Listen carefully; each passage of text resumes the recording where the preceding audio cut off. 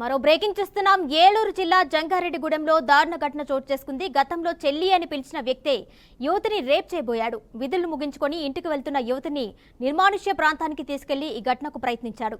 దీంతో ఆమె గట్టిగా కేకలు వేయడంతో చుట్టుపక్కల వారు రావడం చూసి పారిపోయాడు. యువతి జంగారెడ్డిగూడెం పోలీస్ స్టేషన్లో ఫిర్యాదు చేసింది.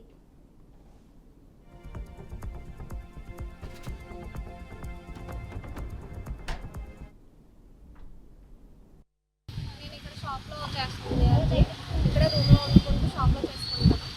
అయితే నేను ఎగ్జిబిషన్లో చేసుకుండగా ఆ రోజు నైట్ 12వ తారీఖు నైట్ నేను ఎగ్జిబిషన్లో డ్యూటీ ముగించుకుని బయటకు రాగా తెలిసిన అన్నయ్య వచ్చాడు. నేను ఇంటికి వెళ్తుంటే ఆటో ఎక్కేసి వెళ్తానని చెప్పేసి అన్నాను.